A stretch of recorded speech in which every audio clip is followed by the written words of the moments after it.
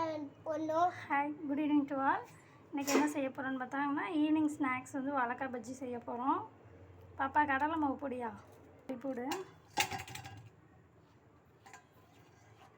அரிசி மாவு பொடியா இதா ஃபுல்லாக போட்டுருங்க.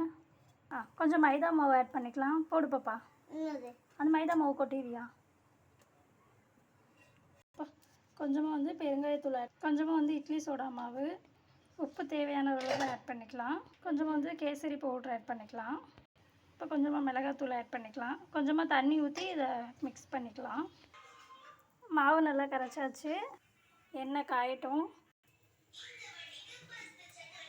எண்ணெய் நல்லா சூடாயிடுச்சு. இப்போ பஜ்ஜி போட்டுடலாம்.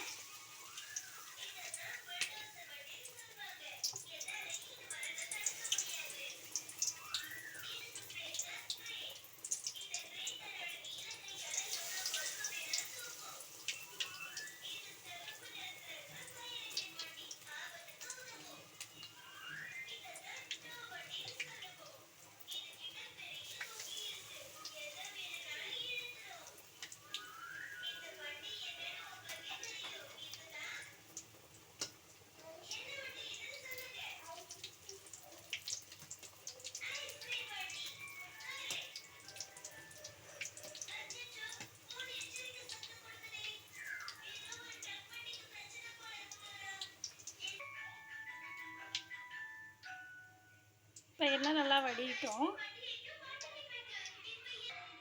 வெங்காயத்தை வச்சு வெங்காயம் வச்சு ஒன்று போட்டு பார்ப்போம்.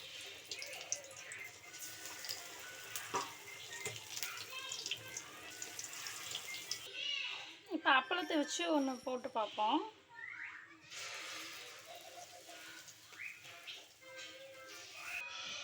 ஃபைனலாக நம்மளோட ஈவினிங் ஸ்நாக்ஸ் வந்து முடிஞ்சிருச்சு. என்னென்ன ட்ரை பண்ணியிருக்கேன்னு பார்த்தீங்கன்னா, வாழைக்காய் பஜ்ஜி செஞ்சுருக்கேன். இதுலேயே ஒரு வெங்காய பஜ்ஜி, கொஞ்சம் அப்பளம் பொரித்து எடுத்திருக்கேன். கண்டிப்பாக என்னோடய வீடியோவுக்கு வந்து சப்போர்ட் பண்ணுங்கள். நிறைய பேர் வந்து சப்போர்ட் பண்ணுறீங்க. பாசிட்டிவாக இருந்தாலும் ஓகே, நெகட்டிவாக இருந்தாலும் ஓகே. எந்தளவு சப்போர்ட் வரும்ன்றதை நான் வந்து எதிர்பார்க்கல.